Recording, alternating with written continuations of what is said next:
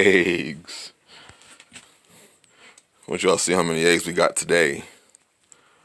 Oh yeah. And this thing goes down all the way down there. Eggs. Oh yeah, if you can see, we had some snow yesterday. Most of it melted.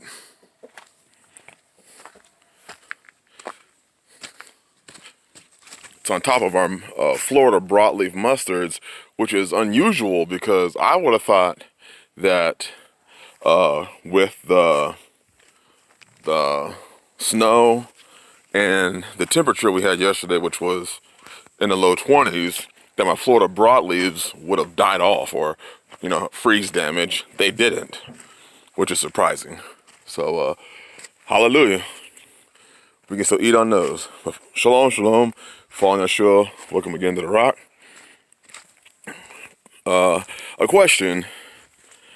As far as, brethren go, I just wanted to know how many of you brothers have brought in your family in your preparedness plan. A lot of men speak on preparedness, yet their family, one, the man does not have a plan at all. Or if he does have a plan, your family is very unaware of the plan that you actually have as far as preparedness goes. So you may have a great elaborate plan on how you're going to respond or do one thing or another, but your family has no clue what your plan is. You see right here, this area all right here, starting right here, the children's play area is. We're going all here, and we're going to be growing potatoes here next year. So I got to take some more trees down and get this ground prepared, but we're going to be planting this whole area of potatoes. But how many times have you brought your family in on your training as far as preparations, as far as what's going on or what you're going to do if such and such happens or something like that? And what I mean by that is there's a lot going on continually in these cities. And, with now we got the Proud Boys and BLM, they're going at it and stabbing each other and shooting each other. And literally in Washington and Washington, D.C., they've had incidents of violence. And especially if you live in the city, it would behoove you to have a plan that your family is aware of, that your children can follow. It's surprising to see how many men will say they have a plan for their family, but their family is completely unaware of the plan, and they don't know how to operate in times of trouble. Have you practiced your plan? If you have a plan, well, we're gonna ration our food and when bad times come, well, have you ever rationed your food? If you say, we're gonna eat potatoes and whatever it is that we grow, well, have you ever done that? Well, light a fire and stay warm. Have you ever done that? Essentially, all the things that you talk about doing, all the plans you talk about executing, have you ever done dry runs of those plans at all? Have you ever tried what you're talking about? Because there's a difference between talking and doing.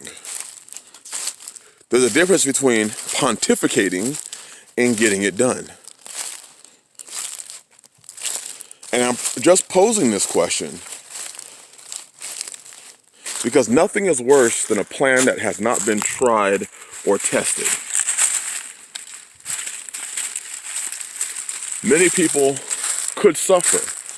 It could be a life and death situation because you did not prepare or train or teach your family what to do in a time like it looks like we have coming.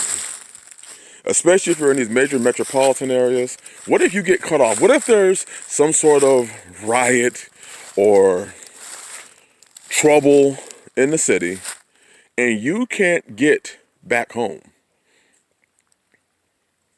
Do you have a plan? Do you have a meetup spot? What if your cell service goes out? Do you have a meetup spot? A spot for you and your family to meet up? Is there a protocol that your family has that they are going to run if A, B, or C happens? Or is everything just going to be helter-skelter? Everybody's running around. Nobody has a plan. You know, your wife is throwing the children in the car to go look for you. And while she's looking for you, you make it home. And now she's stuck out there looking for you. You have no idea where she is. She has no idea where you are. Just having a simple plan can save you, countless heartaches. Countless heartaches. By simply having a plan. This is why it's so important, especially in times like these, to have your family in on what you're doing. To have your family in on your whole family. Teach your children how to react to a situation. Teach everybody so that everybody is aware of, if something goes down, this is where I'm going to go. This is what I'm going to do. Because it continues to get worse. And we don't have the time to play. Nobody has the time to play.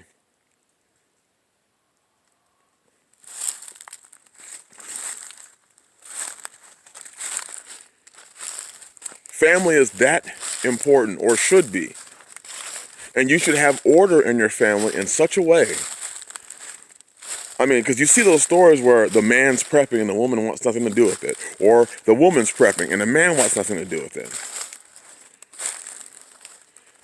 And that can cause extreme heartache. That can cause great levels of confusion. That can cause people to literally die. Miscommunications and heartache, those things can cause much detriment to your family. Men, lead your family. Lead them aright.